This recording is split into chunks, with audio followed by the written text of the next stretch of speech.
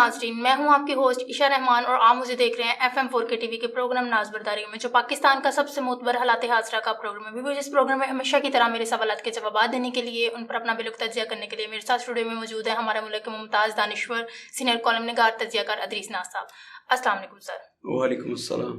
سر، سیلاب کے آیا منافع خوروں اور اشیاء خورد و نوش کی ذخیرہ اندوزی کرنے والوں کی تو چاندی ہو گئی ہے۔ اشیاء خورد و نوش، ضروریات زندگی کی جتنی بھی تمام اشیاء ہیں وہ ساری ان کی قیمتیں آسمان کو چھونے لگ گئی ہیں۔ آپ کیا کہتے ہیں کہ یہ جو منافع خور ہیں اور یہ جو چیزوں کو مہنگا کر دیتے ہیں، کوئی آفت آتی ہے، کوئی مصیبت آتی ہے پاکستان پہ، آلریڈی ایک تو آدھے سے زیادہ ملک سیلاب سے جو لڑ رہا ہے، اس مصیبت سے، اس عذاب کو جھیل رہا ہے، دوسری طرف جو باقی تھوڑا بہت ملک جو ہے وہ خشکی میں بچ گیا ہے تو وہ مہنگائی سے لڑ رہا ہے۔ آپ کو کیا لگتا ہے کہ یہ منافع خور جو ہیں، یہ جو مہنگائی کرتے ہیں، اچانک سے قیمتیں بڑھا دیتے ہیں، ان کو اپنی موت یاد نہیں ہے؟ ان کو یاد نہیں کہ انہوں نے کبھی مرنا بھی ہے یا قبر میں بھی جانا ہے؟ یہ جو اس طرح سے لوٹ مار کر رہے ہیں، کیا کہتے ہیں آپ؟ آپ کے جو سوال کا آخری حصہ ہے وہ تو بڑا دلچسپ ہے کہ کیا ان منافع خوروں کو یا ذخیرہ اندوزوں کو موت یاد نہیں ہے؟ انہیں یاد نہیں کہ انہوں نے اللہ کے پاس جانا ہے۔ عشاء، ان کو اگر موت یاد ہو یا اللہ یاد ہو یا اللہ کا ڈر ہو ان کے دلوں میں، ان کو عذاب قبر ان کے ذہن میں ہو، تو کیا یہ ایسی حرکتیں کریں؟ بالکل۔ جو بندہ، اللہ کے نبی کی حدیث ہے نا کہ جس بندے کے اندر ہرس پیدا ہو جائے، ہوس پیدا ہو جائے دولت کی، تو پھر وہ پیسوں سے ختم نہیں ہوتی، اس کو قبر کی مٹی بھرتی ہے بس۔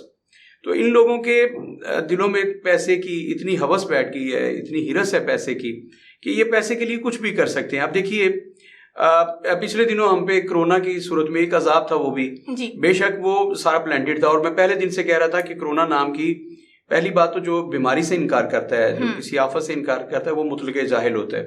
تو میں نے کہا تھا یہ جو کرونا جسے آپ کہہ رہے ہیں، انفلوئنزا کی 1921 میں، اور یہ 1.5 صدی پہلے جو تھی وہ دریافت ہو چکی تھی۔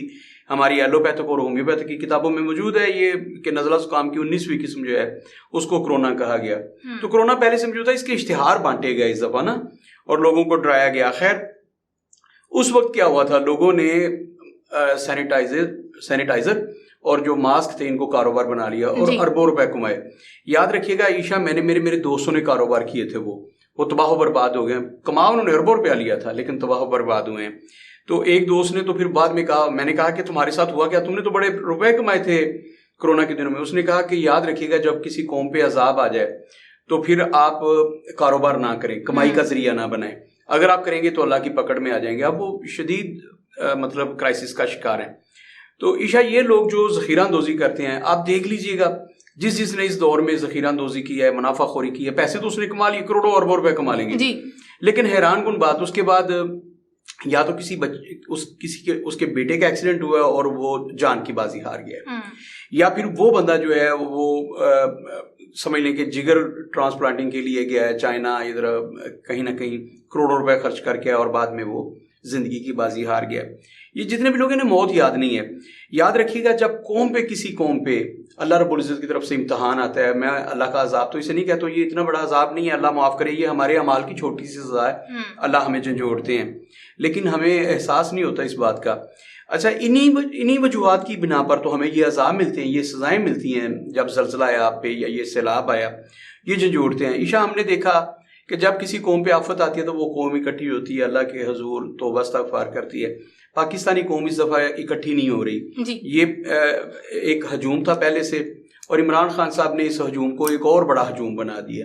ان کے ارد گرد ایک ہجوم اکٹھا قوم نہیں بن سکی۔ خان صاحب کو چاہیے تھا کہ اسے ایک قوم بنا دیتے، وہ ایک ایسے لیڈر تھے جو چاہتے تو قوم بنا سکتے تھے، لیکن انہوں نے مزید ڈیوائیڈ کیا، اور جو ان کے ارد گرد ہجوم تھا وہ ذرا بڑا تھا تو قوم نہیں بنا سکے۔ اس وقت ضرورت اس امر کی ہے کہ وہ سیاسی قوت جو ہے، وہ سیاسی قیادت جو ہے، عمران خان صاحب، آج میں اسے پولیٹیکل بنانا نہیں چاہتا، نہ اس سوال آپ نے سیاسی کیا، تو انہیں چاہیے کہ اس کو ایک قوم بنانے کے لیے ذرا اپنا مثالی کردار ادا کریں۔ ان کے لیے تو یہ جو آپ کا سوال تھا کہ ذخیرہ اندوزی جو ہوئی ہے، اچانک سے قیمتیں بڑھ گئی ہیں۔ اچھا، سبزیوں کی کچھ تو چیزیں سمجھ نہیں آ رہی۔ ان دنوں جو پیاز تھا، جو آلو تھا اور ٹماٹر تھے، یہ تو سٹاک میں تھا، اس کی چیزیں جو بڑھی ہیں قیمتیں، یہ تو سراسر انتظامیہ کی نالائقی ہے۔ ہمارے پاس گندم کا ایک کرائسس آنا ہے اور چاولوں کا کرائسس آنا ہے اگلے سیزن میں، کیونکہ اس دفعہ جو فصلیں تباہ ہوئی ہیں ان کی وجہ سے۔ تو اس پہ گورنمنٹ کیا کرتی ہے، وہ کہاں سے درآمد کرتی ہے؟ ہمیں اس کے لیے ایکسپورٹ کرنا پڑے گا، ہمیں امپورٹ کرنا پڑے گا بہت ساری چیزیں، تو وہ منگوانی پڑیں گی ہمیں۔ انڈیا سے بھی ہمیں اپنے تجارتی تعلقات ہم نے بہت خراب کیے ہوئے ہیں، اور جیسے جیسے وقت گزرتا جا رہا ہے ہماری سیاسی قیادت جو ہے اور اس تعلقات کو مزید خراب کر رہی ہے.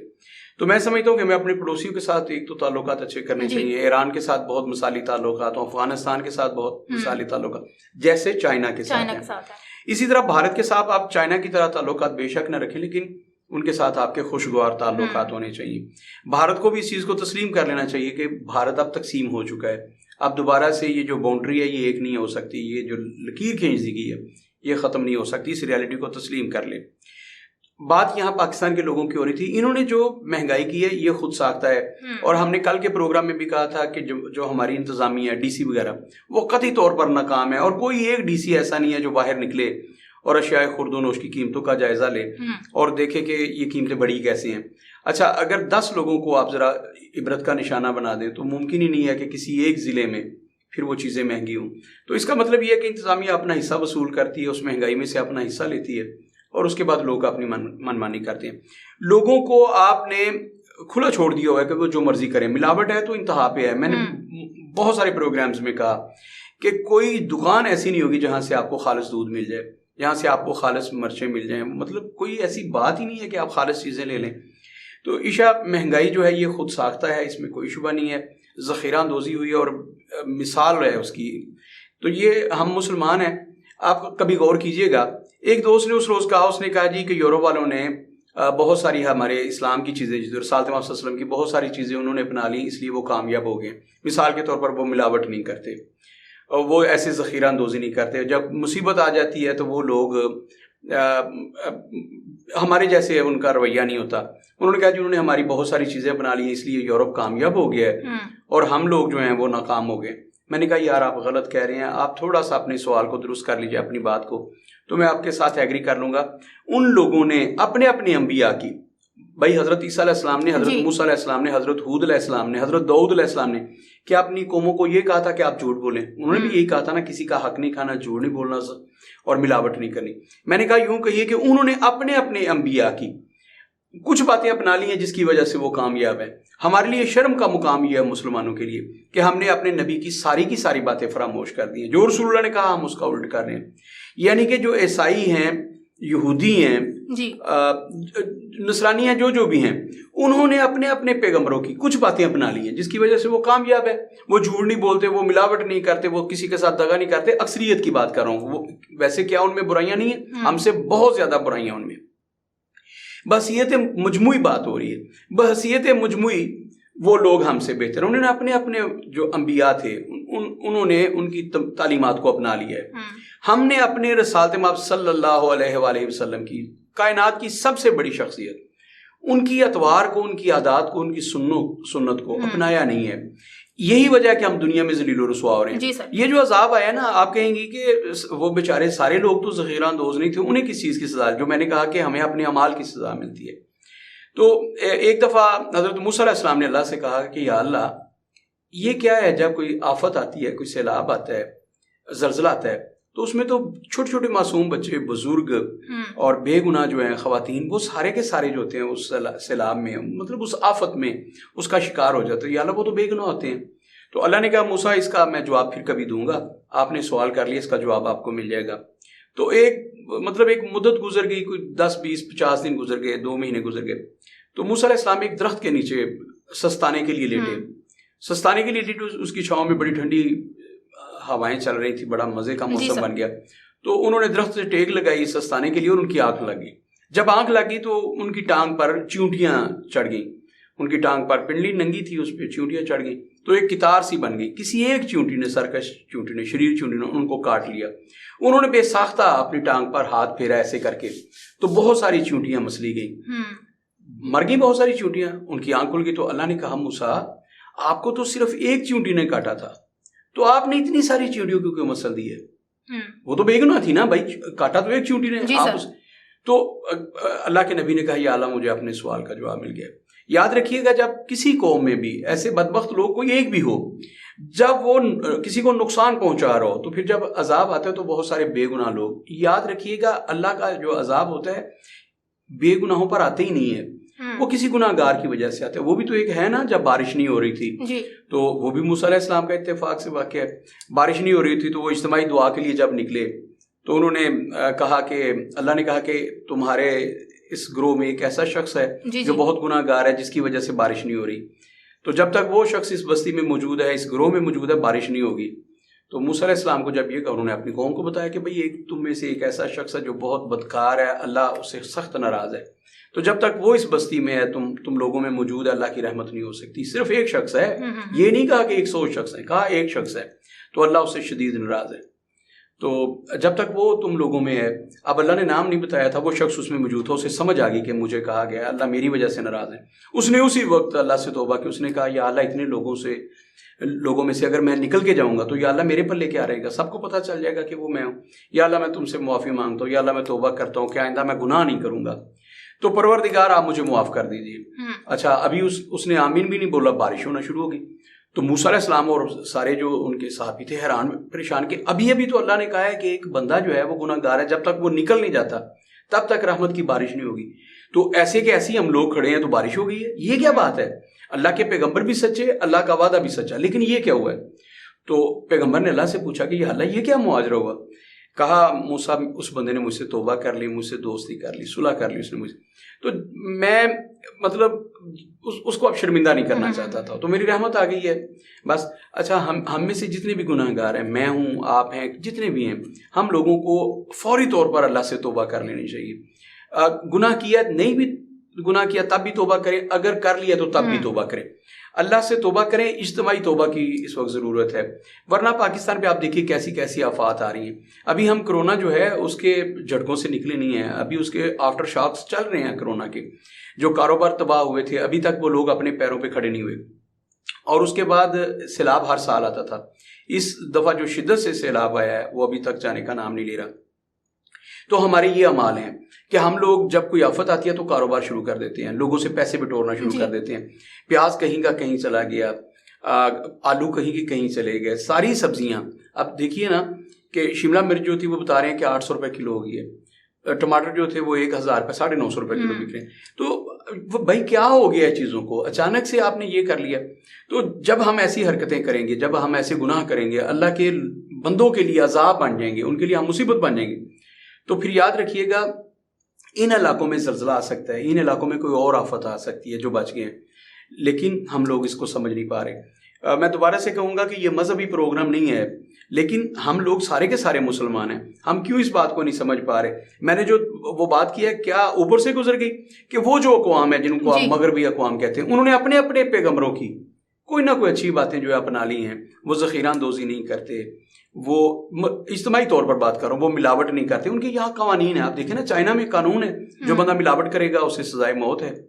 تو ہمارے یہاں قوانین بنے ہیں، لیکن اللہ کے فضل و کرم سے ابھی میں نے 50 دفعہ مثال دی کہ ابھی آپ جعلی دودھ پکڑ لیں ملاوٹ شدہ جو آپ نے کیمیکل سے بنایا ہے، وہ 1000 من دودھ ہو، وہ پکڑ لیں، سارا کچھ ہو جائے گا، FIR ہو جائے گی، لیکن وکیل صاحب کہیں گے 20,000 روپیہ دو، میں تمہاری صبح بیل کروا دیتا ہوں، صبح بیل ہو جائے گی۔ عدالتیں یہاں اسی وقت بیل لے لیتی ہیں۔ اگر یہاں بھی ایسا قانون ہو کہ جو ملاوٹ کر رہا ہے، جو 2 نمبری کر رہا ہے، اس کے لیے سزائے موت ہو، تو اگر 10 بندوں کو آپ سزائے موت دے دیں تو اس کے بعد اس ملک میں سرے سے ملاوٹ نہیں ہوگی، اس کے بعد سرے سے ذخیرہ اندوزی نہیں ہوگی، اس کے بعد سرے سے کوئی بندہ منافع خوری نہیں کرے گا، جائز منافع لے گا۔ لیکن ہمارے یہاں قانون کی حکمرانی نہیں ہے، یہاں پر گورننس نہیں ہے۔ میں نے کل بھی کہا تھا، بار بار کہہ رہا ہوں، ہمارے ملک میں گورننس نہیں ہے۔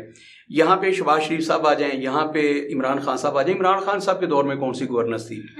جس چیز کا وہ نوٹس لیتے تھے، اور لوگوں نے تو کہنا شروع کر دیا خان صاحب اللہ دا واسطہ ہن کسی چیز کا نوٹس نہ لیا جائے، جی تسی چینی کا نوٹس لیندے ہو چینی مہنگی ہو جاتی ہے، آٹے کا نوٹس لیندے ہو آٹا مہنگا، تو نوٹس نہ لیا کریں آپ۔ ہمارے ملک میں گورننس سرے سے نہیں ہے۔ بیوروکریسی جو ہے، میں بار بار کہتا ہوں، اس نے اس ملک کو تباہ کیا ہوا ہے۔ جتنی مہنگائی ان کی وجہ سے ہوتی ہے، ان کی نالائکی کی وجہ سے ہوتی ہے، یہ کرپٹ ترین لوگ ہیں، ان کی وجہ سے ہوتی ہے، وہ پاکستان میں الامان الحفیظ۔ تو جب تک ہمارے ادارے ٹھیک سے کام شروع نہیں کرتے، سارے کے سارے ادارے موجود ہیں، قوانین نئے بنانے کی ضرورت نہیں، قوانین بنے ہوئے ہیں، ان پہ امپلیمنٹ کی ضرورت ہے۔ تو آپ نے کرنا کیا ہے کہ جو بندہ ذخیرہ اندوزی کر رہا ہے، جو بندہ جائز منافع نہیں لے رہا، آپ اس کو کڑی سزا دیں۔ جو بھی سزا ہے تعزیرات پاکستان میں، اس کو وہ سزا ضرور ملے، بے شک 1 گھنٹے کی قید کیوں نہیں ہے، اسے سزا ملے، اس کی بیل نہیں ہونی چاہیے، تب جا کے یہ۔ ویسے تو اس پہ میں نے کہا چائنا کی مثال دی ہے کہ وہاں پر سزائے موت ہے، تو ہمارے یہاں قتل پہ سزائے موت دی جائے تو جو موم بتی والی آنٹی ہیں وہ کہتی ہیں یہ غیر انسانی اور غیر پتہ نہیں کیا اسے کہتی ہیں فعل ہے، تو یہ ظالمانہ سزائیں ہیں، پھر وہ باہر نکل آتی ہیں. بھائی وہاں تو ملاوٹ پہ سزائے موت ہے، تو وہاں پہ کون سی ظالمانہ سزائیں ہیں؟ بھائی وہاں تو شریعت کوئی نافذ نہیں ہے. لیکن پاکستان میں وہ شریعت سے اتنے ڈرے ہوئے لوگ ہیں اور ہمارے حکمران اتنے ڈرے ہوئے ہیں، وہ پورے یورپ کو راضی کرنا چاہتے ہیں، تو اسلام کا امپلیمنٹ نہیں ہو رہے تھے. آپ اسلام کا امپلیمنٹ کیجئے، جو اسلام کہتا ہے چور کی سزا ہاتھ کاٹنا ہے. تو جو سزائیں آپ دیکھیے گا 10 دن کے بعد اس ملک میں ساری کی ساری چیزیں وافر ہوں گی. اور آخر میں ایک پبلک میسیج ہے، جیسے یہ سوشل میڈیا پہ گردش کر رہا ہے کہ پیاز مہنگا ہو گیا ہے، تو ہر گھر میں یاد رکھیے گا 10 کلو پیاز کی ضرورت نہیں ہوتی، ہر روز 2 سے 3-4 پیاز کی ضرورت ہوتی ہے نا. مثال کے طور پر اگر آپ کو 1 پاؤ پیاز کی ڈیلی ضرورت ہے تو آپ صرف 1 پاؤ پیاز خریدیں. اس سے یہ ہوگا، آپ غور کیجئے گا، یہ ہے چھوٹی سی بات لیکن اتنی بڑی بات ہے جس کی انتہا نہیں ہے. اگر آپ کو 2 پیاز چاہیے تو آپ صرف 2 پیاز لے کے آئیں، 20 روپے کے پیاز لے کے آئیں. اگر آپ کو 50 روپے کے پیاز چاہیے تو 50 روپے کے لے کے آئیں، لیکن جتنی ضرورت ہے اتنے لے کے آئیں. آپ جو 10 کلو لے کے آپ ذخیرہ کر لیتے ہیں اپنے گھر میں پورے ہفتے مہینے کے، آپ یہ چھوڑیں. جب آپ ضرورت کے مطابق چیزیں لیں گے اس کے بعد یہ جو ذخیرہ اندوز ہیں نا، ان کے بکیں گی نہیں. اور پیاز جو ہے وہ بہت عرصہ نہیں نکالتا، وہ گل جاتا ہے، گل سڑ جاتا ہے. تو پھر کیا ہوگا، ان کو یہ چیزیں سستی کرنی پڑیں گی. ہم لوگ بھی غلط ہیں، جو پبلک ہیں، جو صارف ہیں. اگر ہم اس بات کو دھیان میں لے آئیں کہ ہم نے آلو، پیاز، ٹماٹر یہ پورے ہفتے کے یا مہینے کے نہیں خریدنے، تو چیزوں کی قیمتیں خود بخود نیچے آ جائیں گی. بس ہم نے بھی کبھی توجہ نہیں دی، قوم نے بھی، عوام نے بھی توجہ نہیں. یہ میں نے کہا ہجوم ہے، ہم عوام نہیں ہیں. تو جب ہم ان چیزوں پہ توجہ دینا لگ جائیں گے تو پھر انشاءاللہ تعالیٰ ذخیرہ اندوز شکست کھا جائیں گے اور وہ ہار جائیں گے اور چیزیں اپنی اصل قیمتوں پہ آ جائیں گی. اس کے علاوہ سر، آج جس طرح کل کے پروگرام میں ہم نے بات کی تھی کہ یہاں پہ ایک پاکستان طبی کانفرنس کے حوالے سے ایک کیمپ لگایا جائے گا سیلاب زدگان کے لیے، ان کے امداد کے لیے، تو آج وہ کیمپ لگا. بہت سارے لوگوں نے جو ہے وہ اپنی اپنی بساط کے مطابق اس میں اپنا حصہ ڈالا. آپ اس سب کو دیکھتے ہوئے کیا کہیں گے، کیا پیغام دیں گے لوگوں کو کہ وہ کس طرح سے اب دوبارہ سے ایک دفعہ پھر سے اس عائشہ یہ بہت اچھا ہوا، مطلب ایک مثالی بات ہے. اس قوم میں بہت جذبہ ہے. وہ اقبال نے کہا تھا نا، ذرا سا نام ہو تو یہ مٹی بہت زرخیز ہے ایسا کی. تو یہ مٹی بڑی زرخیز ہے. لوگوں کو صرف آپ نے، ان کو ایک لیڈر کی ضرورت ہوتی ہے. ڈاکٹر شوکت علی صاحب نے لیڈ کیا تو وہ لوگ آگے، انہوں نے پیسے بھی دیے ہیں اور ساری اشیاء خرد و نوش بھی دی ہیں. مطلب ایک ریزنیبل ان کے پاس چیزیں جمع ہو گئی ہیں. بہت اچھی بات ہے. ایک تو یہ کہ پوری قوم کو یہ کرنا چاہیے. مذہبی جماعتیں کر رہی ہیں، بہت اچھے لیول پہ کر رہی ہیں. اچھا، یہ اب ڈاکٹرز اور حکماء میدان میں نکلے، ہم ان کو اپریشیٹ کرتے ہیں. میں نے انہیں ایک تجویز دی ہے ان کی میٹنگ میں. میں نے کہا جی کہ بہت اچھی بات ہے، سارے لوگ سندھ کا رخ کر رہے ہیں، راجن پور کا رخ کر رہے ہیں، سارے لوگ جو ہیں وہ بلوچستان کا رخ کر رہے ہیں، لیکن سیلاب سے آپ کے ارد گرد متاثر ہوئے ہیں. مثال کے طور پر یہ جو پٹی ہے نا نالا ڈیک کی، اس کے ارد گرد کے لوگ بہت متاثر ہوئے ہیں، ان کے گھر بھی اجڑے ہیں. ان کی طرف کوئی جا نہیں رہا چونکہ یہ آپ کے بالکل قریب ہے. یہ چوئنڈا سائیڈ اور نارووال کا جو ایریا ہے، شکر گڑھ کا ایریا، مطلب وہ جو پٹی ہے، وہ لوگ بھی شدید متاثر ہوئے، ان کے گھر، ان کے مویشی بھی بہ گئے. تو ان کی طرف کوئی جا نہیں رہا. ایک تو میں نے تجویز دیا کہ یہ آپ کے پڑوس میں، اور یاد رکھیے گا سب سے پہلے آپ کو جو پوچھ ہونی ہے وہ آپ کے ہمسایوں کی ہونی ہے، آپ کے قریبی لوگوں کی ہونی ہے. تو ان کی طرف کوئی نہیں جا رہا. ہمیں چاہیے جو گجرانوالا کہ وہ لوگ جو محفوظ ہیں اپنے قرب و جوار کا خیال رکھیں، ان لوگوں تک ضرور پہنچے. آپ ایزیلی ان تک پہنچ سکتے ہیں.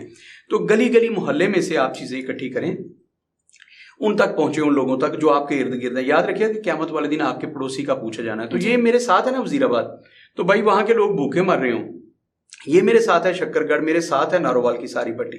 تو ان لوگوں کو کوئی پوچھ ہی نہیں رہا، ان تک کو نہیں پہنچا ابھی تک. تو بھائی ان لوگوں کا کیا قصور ہے؟ وہ بھی تو بیچارے اب جسے کہتے ہیں وہ رڑے پہ بیٹھے ہوئے ہیں. تو ان تک بھی پہنچنا چاہیے، یہ اشیاء ان تک پہنچنی چاہیے. یہ گجرانوالا ڈویژن، سیالکوٹ کے لوگ جو ہیں، نارووال کا وہ علاقہ جو محفوظ ہے، وہ سارے لوگ اپنے گرد و نواح میں ضرور دیکھیں. گجرات کے بہت مخیر حضرات ہیں، تو سب کی توجہ جو ہے وہ راجن پور سے آگے سائڈ کی طرف ہے. تو میں ان سے گزارش کروں گا کہ براہ مہربانی اپنے قرب و جوار میں دیکھیے. یہ جہلم نے تباہیاں مچائی ہیں، آپ کے چناب نے تباہیاں مچائی ہیں، نالا ڈیک نے تباہیاں مچائی ہیں، اور راوی نے تباہیاں مچائی ہیں. تو اس سے جو متاثر ہوئے ہیں اپنے ارد گرد ضرور دیکھیے. تو پاکستان طبی کونسل اگر بہت دور نہیں جا سکتی کیمپ لگانے کے لیے، تو ایک 2 روزہ کیمپ جو ہے وہ اپنے قرب و جوار میں ضرور لگائیں. یہ ان کے بالکل ساتھ ہے. 30-40 کلومیٹر گھر سے نکلنا، یہ آپ صبح 10 بجے نکلے تو رات پھر آپ اپنے بیڈ پہ آ کے سو سکتے ہیں 8 گھنٹے کی سروسز دے کے بھی. تو میں پاکستان طبی کونسل سے یہ کہوں گا کہ وہ نہ صرف اشیاء خرد و نوش اپنے कुर्बो ज्वार जी, में जी। पहुंचाएं, बल्कि वहाँ जाके लोगों को तिब्बी इमदाद भी दी, जैसा कि हमने कल के प्रोग्राम में कहा था। ये बहुत बड़ी नेकी है इस वक्त। जी नाज़रीन, आपने हमारे सीनियर तज्ज़ियाकार की गुफ्तगू सुनी। उम्मीद है आपको आपके बहुत से सवालात के जवाब मिल गए होंगे। इसी के साथ अपनी मेज़बानी शर्मान को इजाज़त दीजिए। अल्लाह हाफिज़।